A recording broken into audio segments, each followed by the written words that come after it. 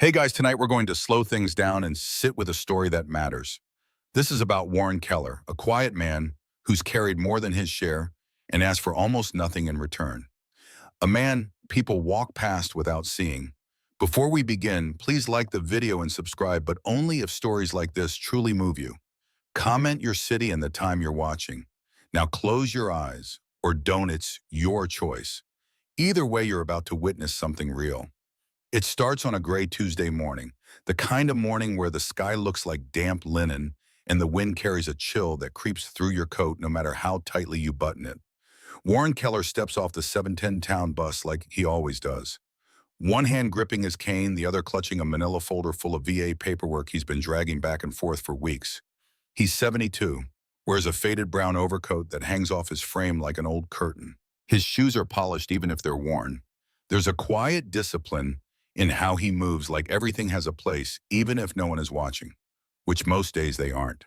Maple Glen isn't cruel, but it is forgetful.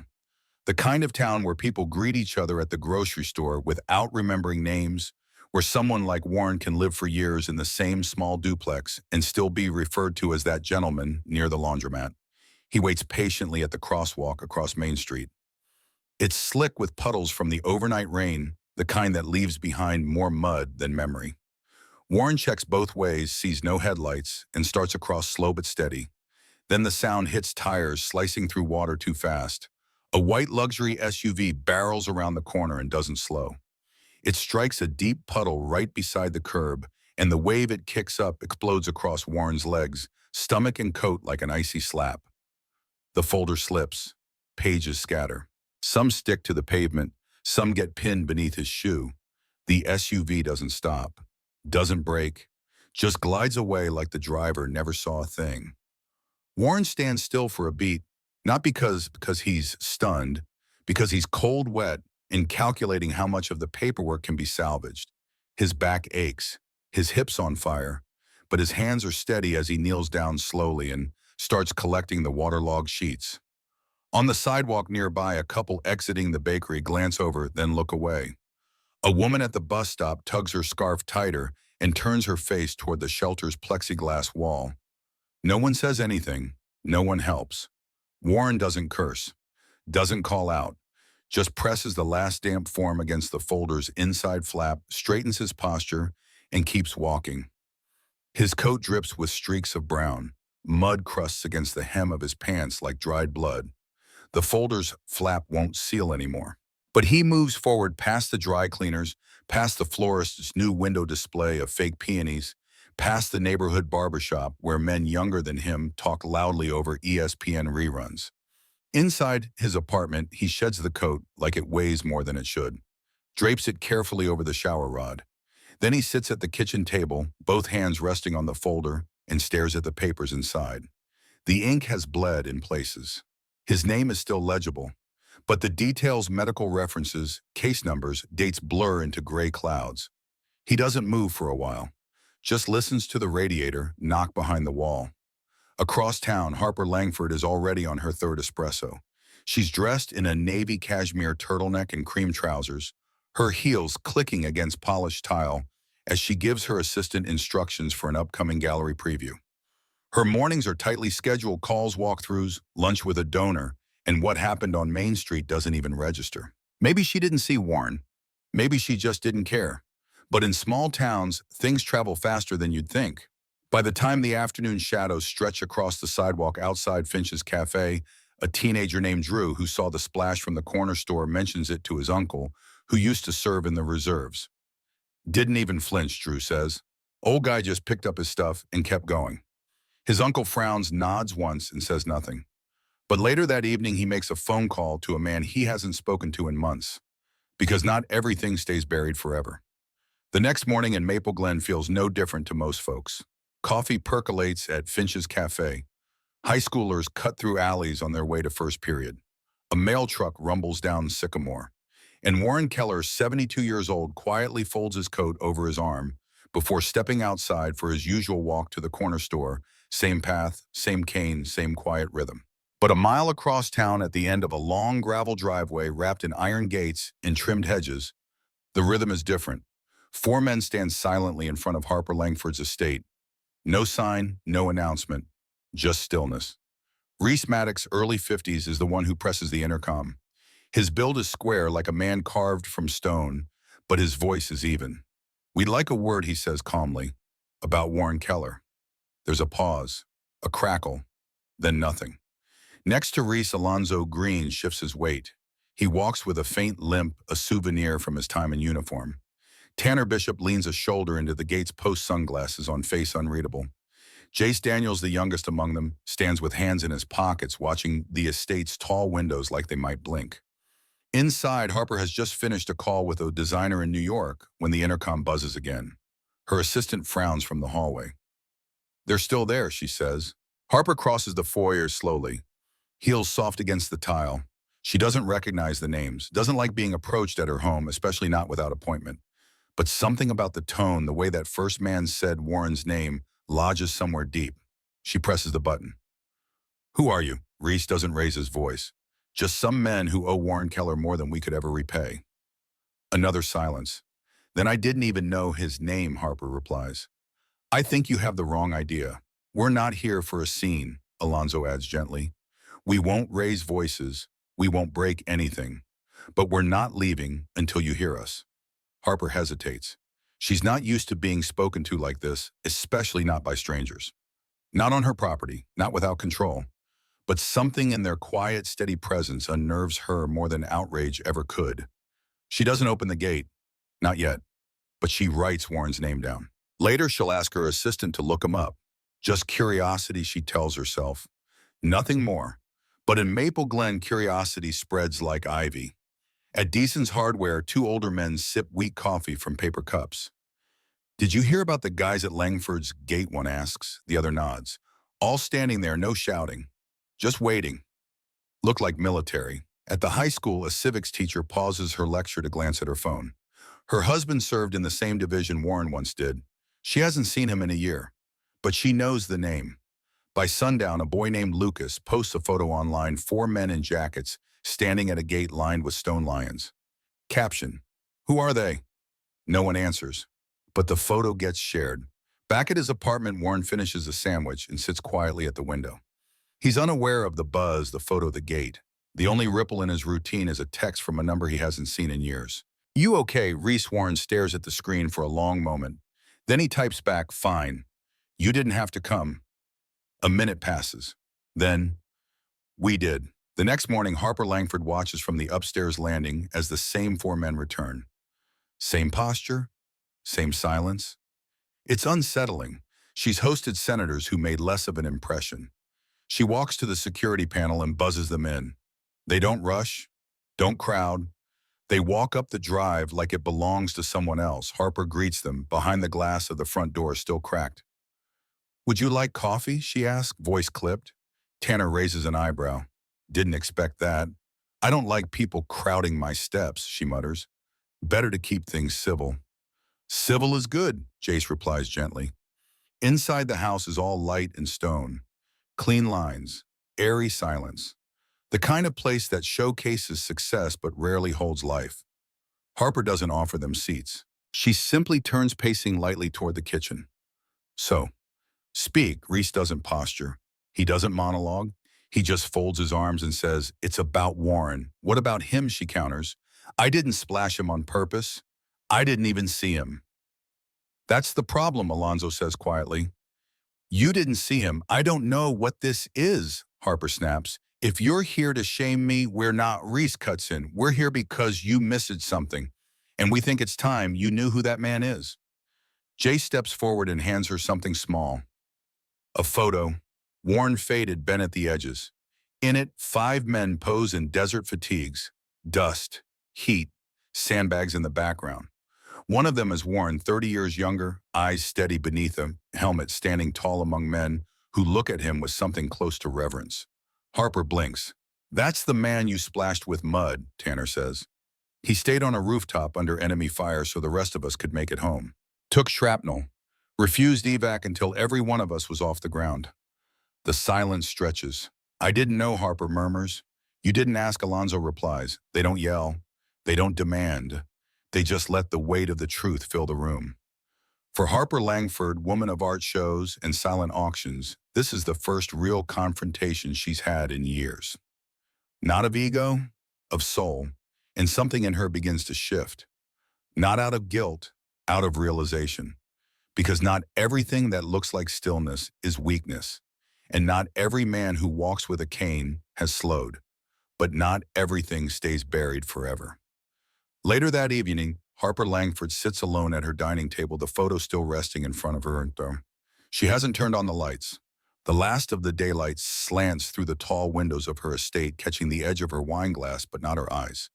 They are fixed on the image, on the face of Warren Keller. Or rather, the man she never knew lived 3 blocks from her gallery. She flips the photo over. On the back in faded pencil are 4 words, Kandahar. March, hold the line. Harper doesn't know why those words rattle her more than the story itself. Maybe because they're not trying to impress. They don't beg for understanding. They just exist. Like Warren. Like truth. She opens her laptop, searches Warren Keller Kandahar. Nothing. No articles. No Wikipedia page. Then she tries Staff Sergeant Warren Keller. Still nothing. But after digging through old military newsletters archived on a veteran forum, she finds one entry, buried in a PDF scanned sideways in a typeface that hasn't been used in over 20 years. Staff Sergeant W. Keller held his rooftop position despite incoming mortar fire sustaining injury while relaying critical coordinates for evacuation. His actions enabled full unit extraction, refused medevac until all personnel secured. She reads it twice, then a third time. It doesn't say hero, it doesn't say award-winning or legendary. It just states the facts, like Warren himself, no show, no shine, just presence. And for the first time, Harper begins to understand what she missed. She had passed him for years. At the farmer's market, outside Finch's cafe, maybe even behind her in line at the pharmacy. She remembered seeing him once with an umbrella that was half broken, still folded neatly over his arm. She hadn't said a word. Just assumed. He was nobody. But that wasn't true. The next day, Harper makes a call to Preston Lee, director of the Maple Glen Veteran Resource Center. She'd shaken hands with him once at a fundraiser, but they'd never spoken directly.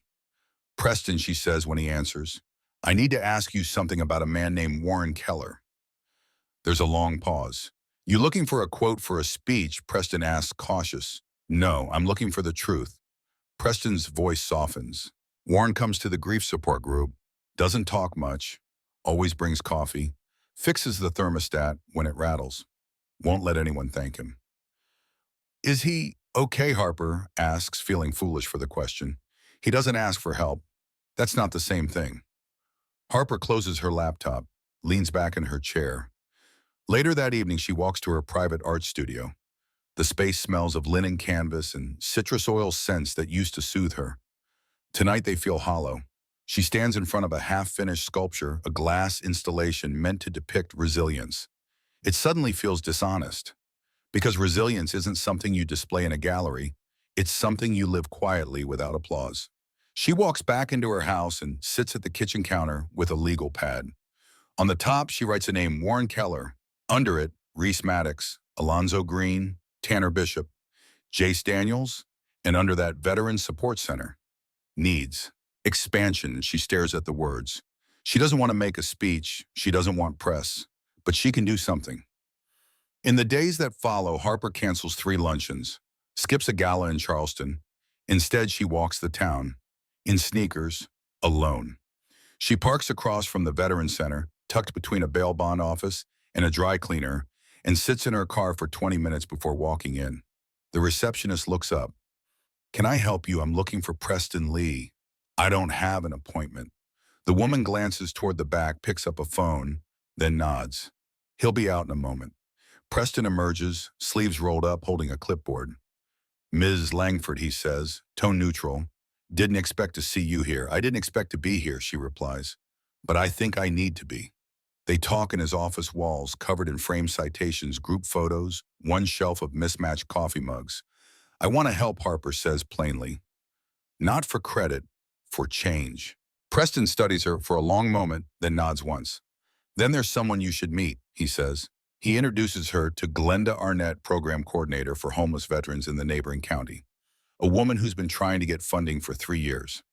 Glenda wears worn boots and a smile that doesn't come easy. Harper listens, writes notes, asks real questions. By the end of the hour, she's no longer a donor. She's a partner. Word gets around, not through press releases, through whispers. A few see her leaving the center. One teen catches her carrying folding chairs into a supply closet. At first, Warren hears about it secondhand. Then he sees it Harper walking past him outside the corner store. She doesn't wave, doesn't approach, but she nods. This time she sees him. And Warren, still holding his bag of pretzels and black coffee, nods back. Because something has shifted, and not everything stays buried forever. The knock at Warren Keller's door is light, 3 even taps spaced just far enough apart to sound deliberate, not urgent. He sets down his coffee mug, glances at the clock on the stove, and moves slowly toward the door. He isn't expecting anyone. The last visitor he had was Jace Daniels, who waved goodbye 2 weeks ago with nothing more than a quiet nod. When Warren opens the door, his brow lifts slightly in surprise. Harper Langford stands on the landing. No heels today, just clean sneakers, khaki slacks, and a navy windbreaker zipped halfway. Her hair is pulled back, not swept up. No purse, no assistant.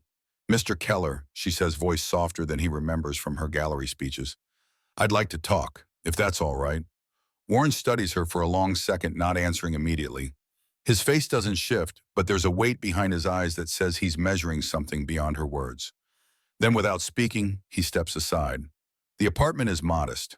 A pair of boots by the door, a thin mat under a folding table, walls lined with books and carefully folded flags. A framed black and white photo of 5 young soldiers sits on a narrow shelf, dustless, but never displayed for attention. Harper doesn't look around like she's in a gallery. She keeps her eyes on Warren. He motions for her to sit at the small table, and she does carefully.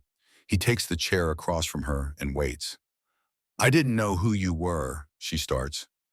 "I figured," he says evenly. "I wasn't looking." "That's part of the problem," Warren replies. She swallows hard, nods. "That day on the street, I didn't stop. I told myself I didn't see you, that it was just bad timing." "Maybe," Warren says, his voice steady. "But I wasn't invisible." That hits her harder than anything the 4 men at the gate ever said. The way he says it, without resentment, without edge, cuts deeper because of its clarity. She exhales, folds her hands in her lap. "I read about Kandahar, about what you did." Warren shakes his head. "I did my job. You almost died. I almost did a lot of things." Harper leans forward, eyes searching. "Why didn't you ever tell anyone? There should be a plaque, a ceremony, something."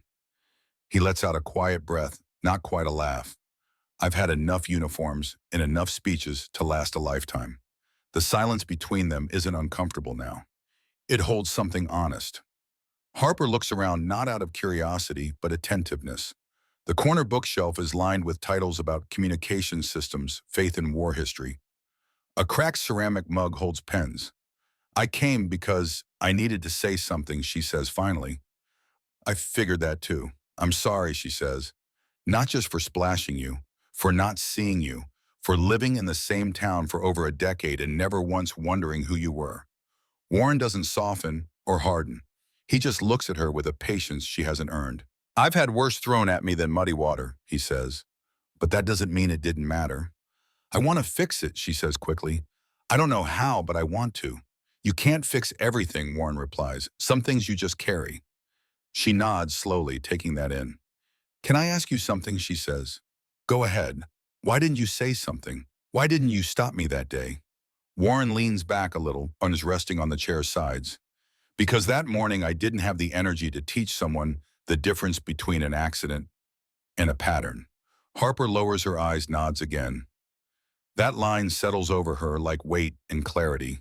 They talk a while longer, not about the war, not about the splash, just life. Warren asks her why she curates modern sculpture instead of painting. She asks him how he makes his coffee most better than anything she's ever had. He tells her it's just a pinch of salt. She doesn't believe him. When she finally rises to leave, Warren stands with her. She hesitates at the door. "You ever fish?" he asks almost casually. She blinks. "Never tried." Maybe you should. It's not a question, not an invitation, just something to think about. She smiles small but real. Maybe I will. Then she walks out into the afternoon light and Warren closes the door behind her. He doesn't sit right away. He goes to the bookshelf, adjusts a photo that's tilted half an inch. Then he walks back to his seat, lifts the crossword off the table and reads the clue 5 across silent type. He chuckles under his breath. Later that week he'll see her again. Not in heels, not in headlines, just Harper unloading boxes outside the Veteran Resource Center. She doesn't wave. She doesn't pose. She carries water bottles and granola bars through the front door without ceremony. Warren walks by and says nothing. But not everything stays buried forever. It's a Tuesday afternoon when the folding chairs start appearing outside the Maple Glen Community Center. Not the fancy ones from the Langford Foundation, but the old metal kind that wobble on uneven floors. Someone sets up a card table with lemonade. Two teens from the high school civics club tape hand-drawn signs to the wall. No cameras, no guest list, just people. The banner hanging above the podium reads, Bridges, Not Banners, Community and Veterans United. It's simple. Bold black letters on white vinyl. Preston Lee insisted on that phrase. But Harper Langford had made sure it stayed. Warren Keller arrives early, not out of eagerness, just habit. He takes a seat near the back, dressed in a clean button-down and dark jeans. His boots are polished. There's a warmth to the room that isn't from the faulty heating system, it's the crowd. Veterans with baseball caps stitched with service years. Church ladies with casserole dishes balanced on their hips. Young parents bouncing babies. Teenagers in ROTC t-shirts passing out flyers. And Harper, no heels, no makeup, just her notes folded neatly in one hand. When she steps up to the mic, the room stills. She doesn't clear her throat or introduce herself. She doesn't talk about her foundation or her background in the arts. She begins with a sentence. No one expects I splashed a man with mud and drove away. There's no gap, no whispers, just silence, the kind that presses gently, waits to see where the moment will land. I didn't see him, or maybe I chose not to. I went home, washed my car, and forgot it happened. She turns slightly, eyes finding Warren in the back row. His expression doesn't change, but he's watching. But he didn't forget, and neither did the people who showed up at my gate to remind me who he was. She steps to the side and lifts a tarp from a poster board mounted on an easel. It's a blueprint, nothing flashy, a diagram of new rooms, parking spaces, an elevator, a therapy office. The Langford Foundation is funding the full expansion of the Maple Glen Veteran Support Center. No strings, no naming rights, just bricks and walls and plumbing that works. A few claps, then more. The sound builds not because of applause etiquette, but because people feel it. There'll be transportation to and from the VA, a full-time counselor, a space for group meals and family sessions. Things I didn't know were needed because I never asked. She pauses, breathes. I've spent most of my life organizing art shows and silent auctions, but none of it matters if I can't see the people I share a sidewalk with. So today I want to start seeing. She looks again at Warren, and this time he nods. Not grandly, not for show, just enough. The applause comes again, warmer now, fuller. People rise to shake hands, to thank volunteers to sign up for carpools and food deliveries. Someone unpacks cornbread. A kid turns on music from a Bluetooth speaker that only plays from one side. Warren stays a while, long enough to see Mrs. Ridgway from his building hand out cookies. Long enough to hear Preston laugh for the first time in months. When most of the crowd has cleared, Harper walks over to Warren. You said what needed saying, he tells her. I should have said it years ago. You said it now. Then Warren reaches into his coat pocket and pulls out the photo, the same one Jace had given her weeks ago. The 5 of them in front of the sandbags in Kandahar. I think this belongs to you now, he says. Harper holds the picture for a moment, her fingers brushing the curled edge. Thank you. You ever try fishing? Warren asks like the question never left. Harper smiles. Not yet, but I might. Warren nods. That's all he needs. They part without ceremony. Not as friends, not as strangers, just people who've seen one another finally. A week later, Warren takes his usual walk 3 blocks from Parkside Lane to Jefferson. Same cracked sidewalk. Same stop at the corner store for a black coffee and bag of pretzels. At the crosswalk, a white SUV rolls toward the curb. Different model, same color. Warren slows instinctively, but the SUV stops. The passenger window rolls down and a young woman with soft eyes calls out, "You're good, sir. Take your time." He raises a hand. She smiles and waits until he's across the street. Inside the store, Troy, the gas station kid, waves. "Hey, Mr. Keller, that community thing was cool." My mom cried. "Was it the banana pudding, huh?" Troy laughs. "Only when people show up who usually don't." Warren nods, pays in cash, and drops $1 in the tip jar. On the walk back, people look him in the eye. They wave. Not because of medals, not because of stories, but because they see him. Mrs. Ridgway greets him from her porch. A boy drops a football in the street near him. "Sorry, sir," the boy says wide-eyed. Warren picks up the ball and tosses it back underhand.